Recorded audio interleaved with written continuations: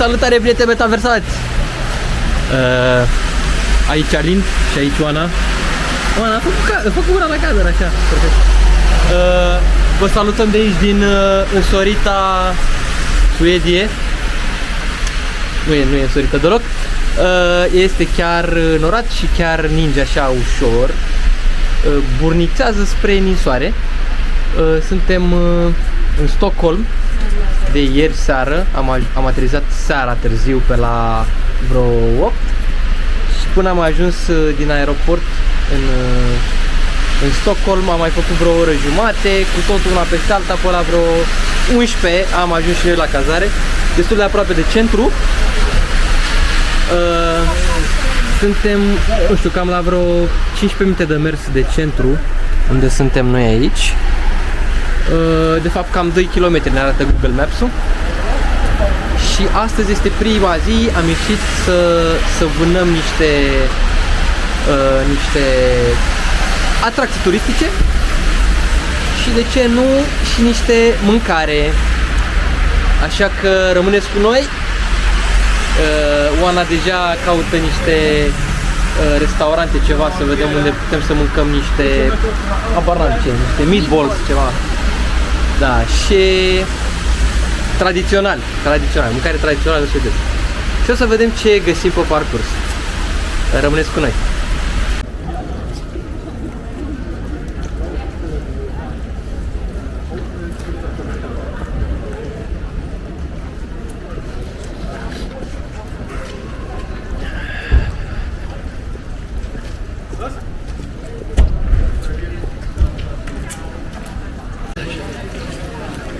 Na, că am ajuns și în buricul Târgului. Te fix în inima Stockholmului. Ninge în continuare, acum ninge mai mărunt. Măzăriche, cum s-ar zice. A nins și cu fulgi mai mari. Cam cât un bulgăre uriaș de poți să-l faci om de zăpadă. Suntem aici chiar în fața muzeului premiilor Nobel și chiar în centru târgului. Avem aici o mulțime de clădiri vechi, drăguțele de ele,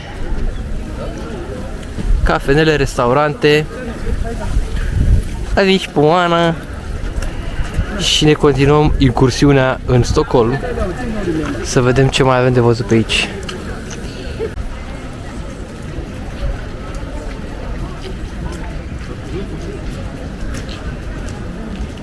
Piața centrală, Stortorget, numită în suedeză, iar în față cred că este catedrala centrală și ne îndreptăm spre ea.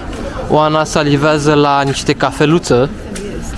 Ba nu salivează la cafeluță, salivează la niște suveniruri. Prețurile din centrul de aici sunt extraordinar de mari. Oricum, în toată Suedia prețurile sunt mari. În toată capitala prețurile sunt foarte mari. Ce vă tu mai devreme chiar aici în centru? Te-ai mirat? O salată, o amărâtă de salată. 100 de lei. 100 de fucking lei. Yes, thank you. Refuz să mănânc la restaurant dacă o salată costă 100 de lei. Vă mulțumesc. Cred că astăzi o să inaugurăm o nouă secțiune și anume Mac and cheese. Da, vom face probabil un tur de forță în lumea fast food-urilor din Stockholm. Mai specific, probabil Mac, probabil KFC, probabil vedem ce găsim. În orice caz, o să poposim în curând, să bem o cafeluță, să mâncăm un prânz romantic, să luăm un prânz romantic. Suc de mere cald la 45 de lei, doriți? Suc de mere cald la 45 de lei doar? Dă-mi și mie 3 litri, te rog. Paharul, da, vreau 3 litri vreau. Mulțumesc, da, și în timpul prânzului probabil o să ne facem planul să vedem, poate mergem pe la un sushi ceva pe seară sau vedem ce mai e interesant. Și mai ieftin, așa că parcă, na, cu inflația asta, cu criza asta economică, parcă nu ți-ar de să dai 100 de lei pe o salată. Nu, mersi. Da, cred că asta e catedrala. O salaton. Salaton. Yes. Și hai să vedem. Foarte interesant cum oamenii merg super relaxați, deși sunt 0 grade sau minus 1 grad, minus 2 grade, oamenii merg foarte relaxați. Pentru ei temperatura e, cred că e chiar bună temperatura asta și vremea asta. Fără fes, fără căciuli, cu pletele dalbe în vânt. Mie mi-au înghețat mâinile de nu mai pot pe cameră. Luana i-a înghețat mâinile pe umbrelă. Mergem aici. Bă, nu știu. Numai băieții ăștia în uniformă. Băieții în uniformă? Băieții în uniformă. Hai să vedem, hai să citim un pic, să vedem unde suntem.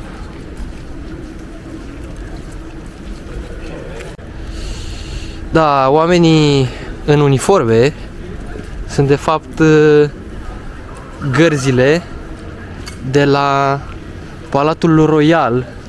Acesta fiind Palatul Royal, acesta fiind una din curțile exterioare. Palatul Royal din Stockholm, care de fapt, iar în spate acolo e catedrala unde mergem chiar acum, catedrala din Stockholm. Palatul din Stockholm, care este reședința oficială a regelui și reginei Suediei. Ei de fapt nu stau aici, dar mă rog, este reședința oficială. Nu erau acasă, am întrebat astăzi de ei, nu au zis că nu sunt plecați într-o delegație, sunt pe teren plecați, sunt pe teren. Așa cum sunt plecați majoritatea politicienilor din România când îi cauți pe la birouri, sunt pe teren. Așa erau și ei pe teren astăzi. Și au zis că nu pot să ne primească decât diseară la un ceai. A zis să-i sunăm noi mai târziu. O să-i sunăm.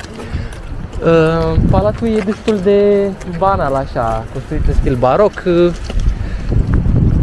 Destul de nu prea interesant. Biletul era, cât era biletul de intrare? 110 lei. 110 lei intrarea. Am zis pas că oricum ne așteaptă regele și regina mai pe seară, o să ne plătească ei cina, deci bun, acum suntem în fața catedralei din Stockholm. Catedrala din Stockholm. Da, nu e asta? Să mai vede ceva încolo? Nu e asta, nu.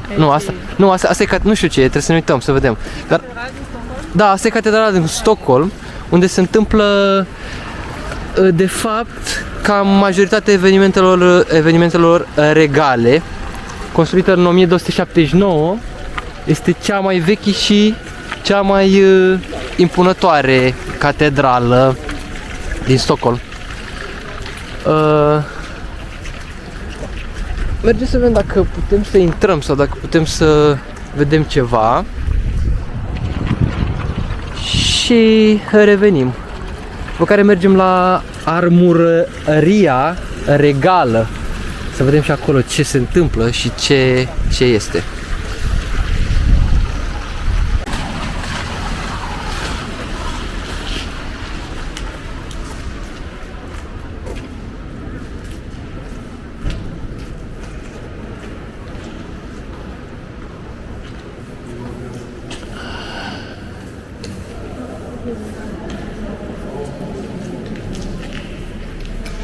Royal Treasury. De fapt, cred că este intrarea în Royal Treasury. Și avem acolo, da, de acolo se iau biletele.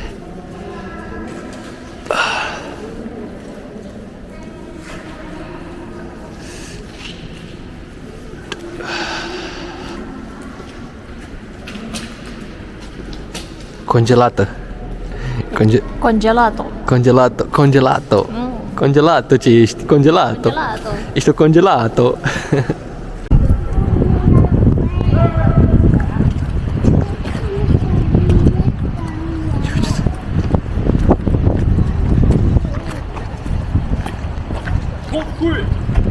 tillbaka, södra stolpvalvet.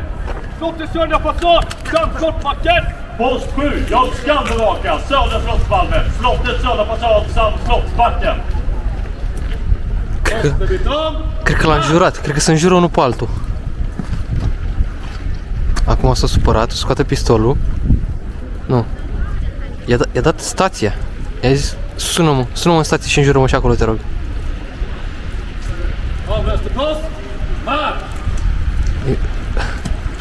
Să dai ce înjură și el.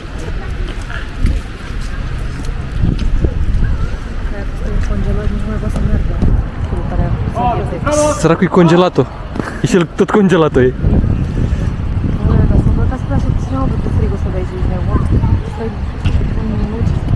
Aici pe loc. Poți să-ți amputezi tot corpul. E frig. Gata, băiatul meu a intrat la... Iese afară acum. Moșule, e frig, te înțeleg.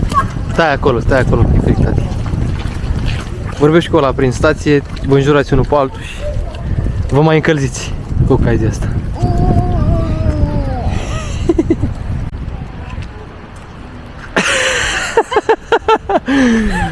Voiam să spun că l-avem în față pe Carl Johan al XIV-lea și imediat ce am pronunțat Karl Johan a zis Lagerfeld. aduce puțin cu Karl Lagerfeld, da, e statuia lui Carl Johan al XIV-lea, chiar de lângă Treasury, Royal Treasury de aici, care, mă rog, este în fațada e în renovare. Ok, acolo este catedrala din Stockholm, iar aici coborâm spre, habar n-am exact spre ce. Nu pot. Hai să mergem. Avem poduri. Hai să vedem că probabil de aici din față, de undeva de acolo se vede și Palatul Regal.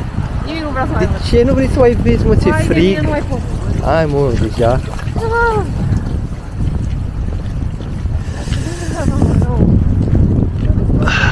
Asta e parte din Palatul Royal. Palatul Regal. Acolo străduțe minunate, istorice, pavate cu sânge, cu istorie, cu durere, cu suferință. Și cu gerul ăsta, și cu zăpada asta, și cu frigul ăsta de la cercul polar de aici. Excelent, excelent. Congelato, ce ești?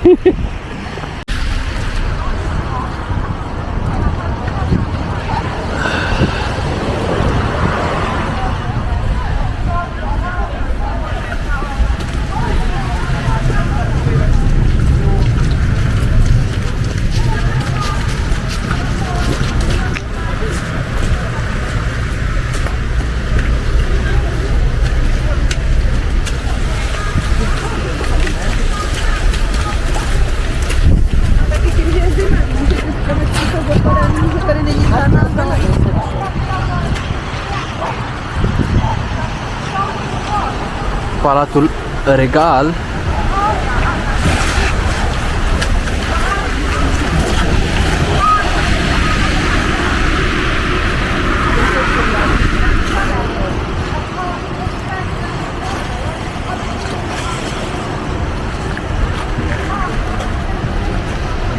Uite-mă de unde se aude, Oana. Ai văzut de unde se aude zgomotul ăla? Eco ăla? E o adunare națională. Adunare locală, nu știu ce e acolo, e un eveniment unde sunt mai mulți oameni și se înjură între ei, cu siguranță. Așa mă înjură-i, mă. Uite că sunt de partea cealaltă. Le băduțe congelato!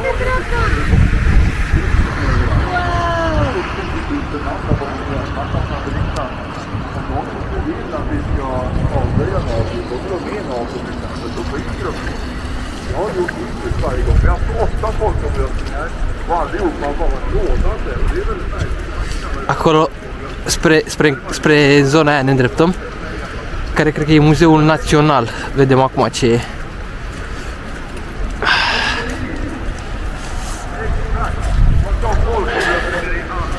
Congelato.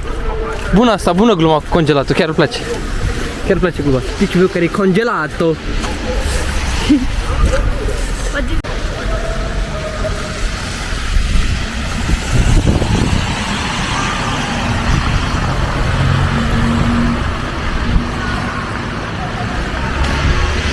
Da, și niște copaci pătrați, mă rog, paralipipedici, vezi? Ăștia sunt paralipipedici copacii ăștia. Da, sunt tunși și... Sunt tunși la perfecție. Face din centru pe acolo, e lăsat. Da. Da. Bătrânul.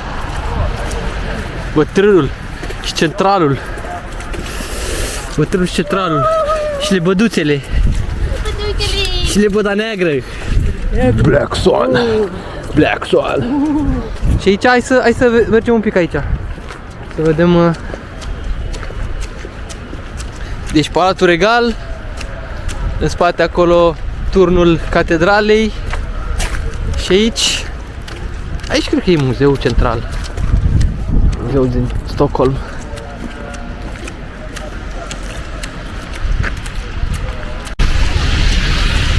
Da, și ce am lăsat în urmă este încă o dată Palatul Regal cu catedrala în spate și aici era de fapt nu Muzeul Național, este Muzeul Medieval din Stockholm, o clădire care a apărut aici în urma unor excavări destul de recente pe la 1980, în urma căruia a fost amplasat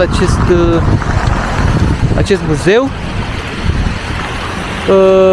în care sunt prezentate mai multe exponate medievale, printre care și cred că niște fotografii sau ceva de genul ăsta sau niște schițe ceva cu vechiul zid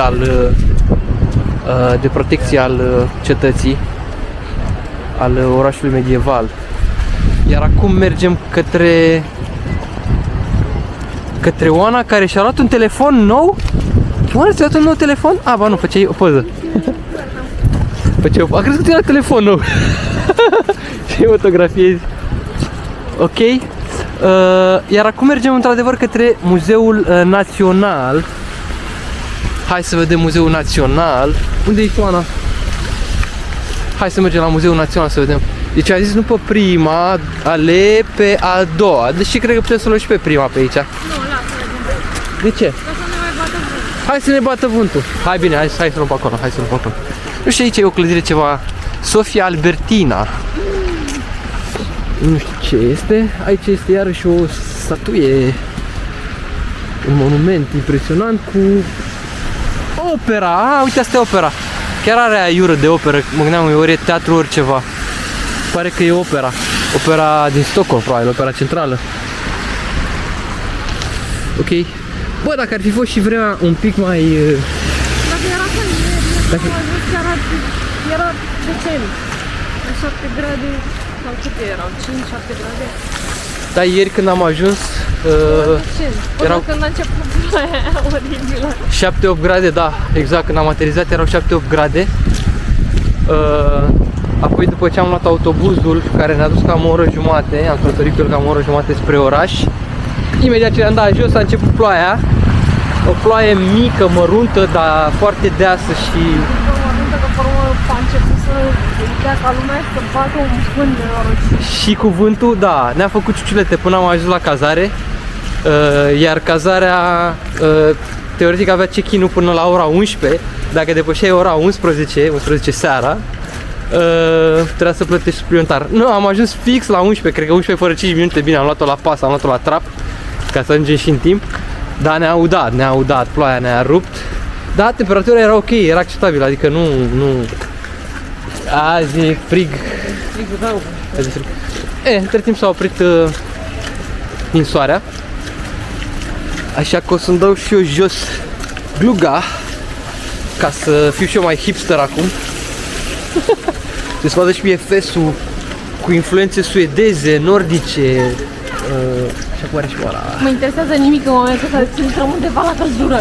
Așa, și acum o să vizităm, wow, ce clădire asta în față. După ce vedem și care e treaba cu muzeul ăsta, mergem direct spre Mac. Uite mă, încolo cred că e. În stânga? În stânga, da.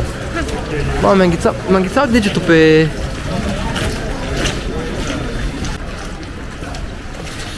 Da, ne îndreptăm bine. Ne îndreptăm bine, zic, mergeam bine. Am revenit. Ok. Mergem spre Muzeul Național din Stockholm. Hai să vedem. Să vedem dacă aflăm și ceva interesant despre acest muzeu.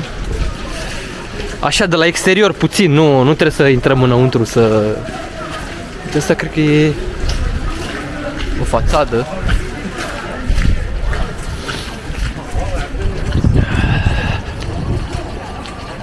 Da, uite, astea cred că sunt tablouri, cred că sunt opere expuse aici.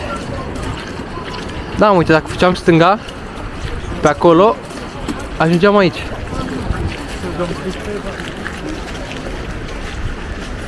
Wow, uite, două căsuțe gemene.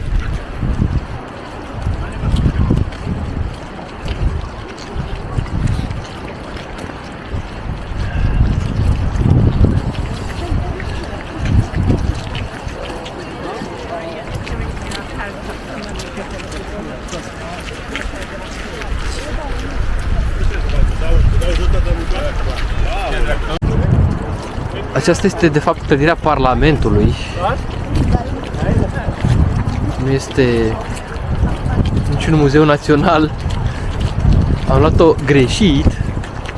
Dar acum mergem spre Muzeul Național. Și iată cum se desfășoară live o demolare fix în centrul Stockholmului. Fix în centru. Aici avem containerul de șantier. Nu știu de ce l-au pus tocmai sus acolo peste clădirea aia. Puteau să pună și normal în organizarea de șantier. Mă rog, au ales să pună containerul tocmai pe clădire. În fine, ok, alegerea lor. Aici este iar un square, o piață interesantă. Și ăsta aici abia este Muzeul Național, care este într-un moment de reabilitare. Iar acum, congelato, Hai să vedem. let's mâncato, una McDonald's-ato. Hai să vedem. Bineînțeles, în drumul nostru spre McDonald's ne-am întâlnit cu bătrânul Ikea și ne-am amintit că bătrânul Ikea are niște mâncare tradițională suedeză, niște meatballs din ăla adevărat, pe care l-am mâncat și în București, dar am zis să-l încercăm și aici, să vedem cum sunt meatballs-urile. Ai dreptate, de ce nu răsucesc? Și acum am răsucit spre Oana. Oana deja s-a apucat de papi, că era fomică. Aici la ei am găsit niște meniuri care implică 8 chifteluțe cu binecunoscutul piure de cartofi la plic, așa, puțină mazăre și cu sosurile, cele două sosuri de merișoare, gem de merișoare și sosul ăla pentru chifteluțe. Mai este și un starter, un fel de aperitiv inclus în meniu. Celălalt e la Oana s-a apucat deja de el. Și mai include și două prăjiturele. Mă rog, o prăjiturică. Am luat 2 meniuri. Plus un ceiuț, care ceaiul la discreție, bineînțeles că ai apă fiartă. Și aici cafea la discreție și ea. Deci practic doar cumperi paharele și ai refilul la dispoziție. Acum, pe ce avem noi aici, pe cele 2 meniuri plus băuturile, am dat 201 coroane fix în cap. Unde sunt cinnamon buns-urile? Nu știu. Nu sunt. Bonul? E la mine. E la mine. Cred că trebuie să le luăm noi. În față, poate. Nu știu, las că întrebăm. Corect, că am mai luat și 5 cinnamon banuri care au fost... Acum a lovit. Da, și Oana și-a amintit. Noi suntem prea înfometați și am uitat. Trebuie să luăm și 5 cinnamon banuri, să le ridicăm. Dar ar fi bine să mergem acum, că nu știu dacă ni le mai dă. Că să zic că le-am mâncat, gen. Ușor. Vorbitorile de engleză. Mă trimite pe mine Oana, da, ce să spun. Bun, hai că revenim și cu cinnamon banurile. Da, ok, m-am întors și cu informații noi despre cinnamon buns. Se pare că sunt în cuptor, în coacere, mai durează 3 minute până vor fi gata. Bă, dar am rămas șocat, de fapt am rămas șocat. Plăcut surprins, și amândoi suntem plăcut surprinși, că vorbesc extraordinar de bine engleza. Deci extraordinar de bine vorbesc engleza, cu accent, și stau și mă întreb, what the fuck, oamenii sunt, dacă sunt suedezi sau dacă sunt efectiv englezi, că au accent nativ de britanici. În orice caz, mai așteptăm 3 minute și pentru cinnamon buns. Între timp, Oana s-a apucat de... Yes, thank you, no problem. Oana s-a apucat între timp de aperitiv. Ia zi, Oana, ce e acolo? Ce e în aperitiv și cum e? Bă, nu știu, e ceva cu maioneză. Da? E foarte bun. Și foarte bun? Și doar maioneză și ceva foarte bun? Atât? Pâinea asta e super bună. Și ai pâine din aia Vreau cu... să iau acasă aici. Ești tu acasă? Da. Brot and salt. Nu e Brod. rie. Rie bread? Rie bread. E foarte bună. Ce mai e pe aici? Niște lămâi, niște salată, niște nebunii. Chiar e bună chestia asta. Trebuie să mănânc și eu, da. Da, practic ce avem noi aici este un lunch de, cum am spus, de 201 coroane fix, care în lei înseamnă undeva la 100 de lei. Deci practic undeva la 50 de lei de persoană. Bă, e decent, e super decent pentru Suedia și pentru prețurile care sunt chiar și la noi. Da, e Ikea, oricum Ikea face bani din vânzări cantitativ. Face bani la cantitate. Ok, revenim și cu cinnamon buns și cu un review și mai discutăm apoi.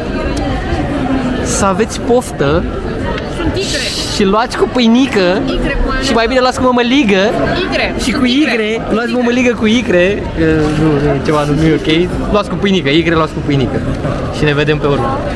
Așadar, după cum bine se vede, am finalizat antreul, am finalizat și felul întâi. Nu știu cine a curățat aici așa de bine, cred că Oana. De fapt eu. Mie îmi place să limb farfurile.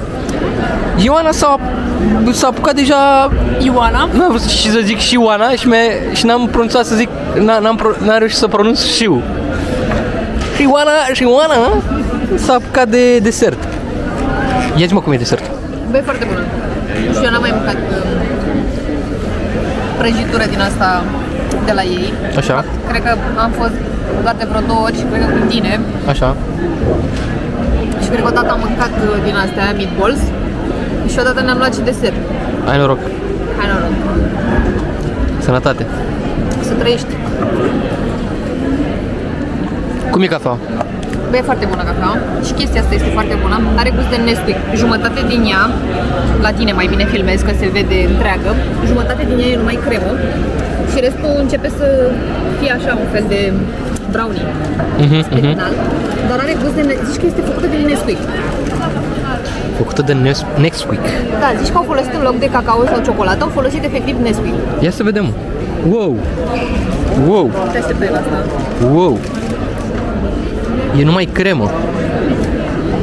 Wow! Wow! Oh my god! Are gust de Nesquik? E incredibil. E superbă. Oh my god. Oh my god. Super bună. Ia uite. Cremă. Este mai cremă. Mai cremă. Arată ca un sufleu.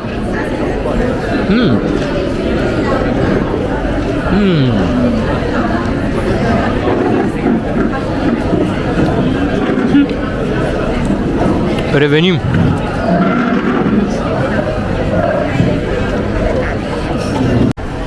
Ne-am întors cu review-ul meniului de la Ikea, extraordinar de bun.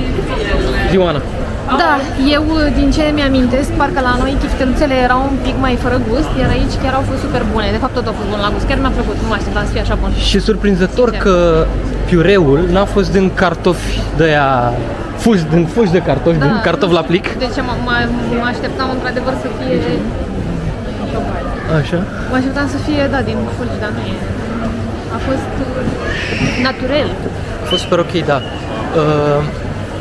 Din whole potato. Și într-adevăr carnea chifteluților a fost super, super ok. Ca să nu mai spunem de prăjiturica aia senzațională, desertul a fost fenomenal. Ne-au venit între timp și cinamonurile, cinabonurile, cinnamon buns, care mie personal mi-au amintit de chiurtoșcolacul nostru. N-a fost ceva senzațional. Nostru care nu e al nostru. Care nu e al nostru, da. Dar ok. Interesant că pentru că au stat mai mult până s-au făcut și au cerut scuze și ne-au mai pus încă un cinnamon bun în plus. Adică în loc de 5 a primit 6. Ceea ce a fost super drăguț și cerau scuze ca și cum cine știe ce s-a întâmplat și eu eram ok, nu s-a întâmplat nimica. Nicio problemă. Și când ne-am uitat în punguță aveam de fapt 6 cinnamonuri. Super tare. Și am verificat și costul pe cardul Revolut. De fapt n-a fost 100 de lei toată treaba de persoană. Nu, în total a fost tickets. Wow, nice. A fost doar 89 de lei ne-a costat. Ceea ce e un preț super decent pentru două meniuri și cât am mâncat și cu refill și cu tot. Un preț super, super, super decent. Probabil mai revenim, că nu știu de ce, prețurile mi s-au părut chiar mai ieftine decât, mai mici decât la noi în România, la Ikea. N-am mai fost de mult la Ikea, dar super, super bune prețurile. Vedem. Acum avem un plan în sushi mai încolo, să vedem dacă găsim ceva mai interesant și revenim.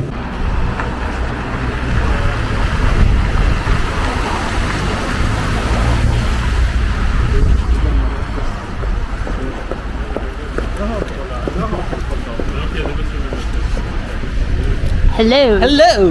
Hello, sir! How are you today?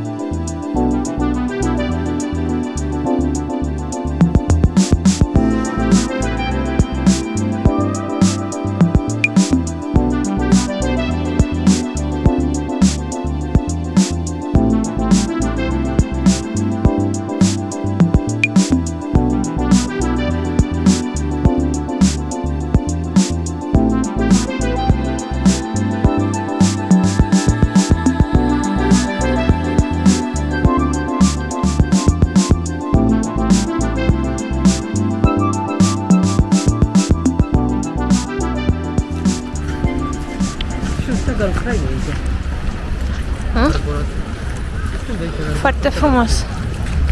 Foarte frumos din partea lor. E al lor? Bă, nu e al lor, nu e al lor. Nu e și asta lor. Nu e așa un creme. Asta nu este lor. Dar n-au și... nu, al lor e costea, nu? O cruce în mijloc, nu? Sau cu ce e? Da.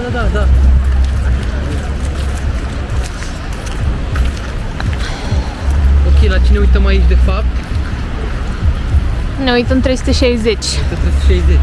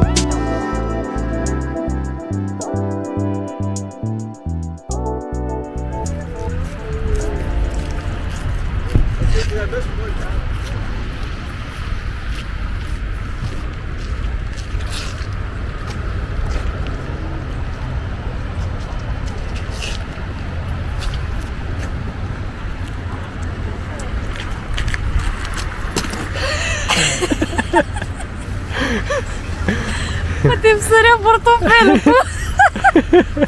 Bătățărea.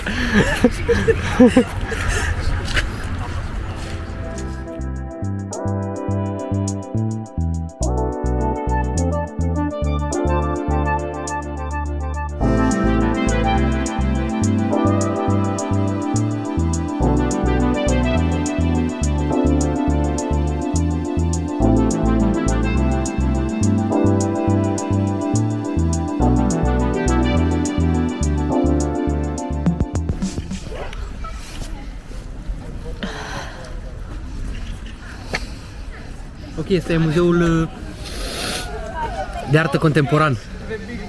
Sau muzeul de artă contemporană. Sau muzeul contemporan de artă. Sau contemporanul modern de artă. Depinde. O să...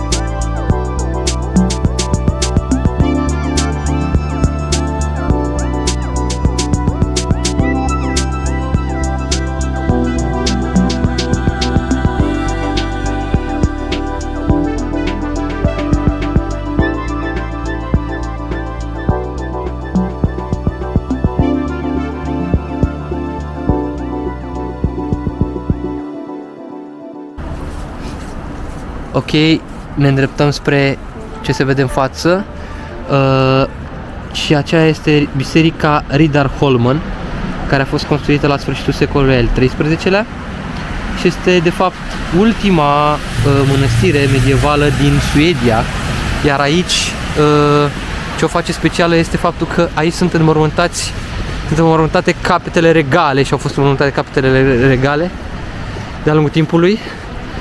Aici se odihnesc mari regi, printre care și Karl Lagerfeld, statuie pe care am văzut-o mai devreme, Karl Johann al XIV-lea, parcă.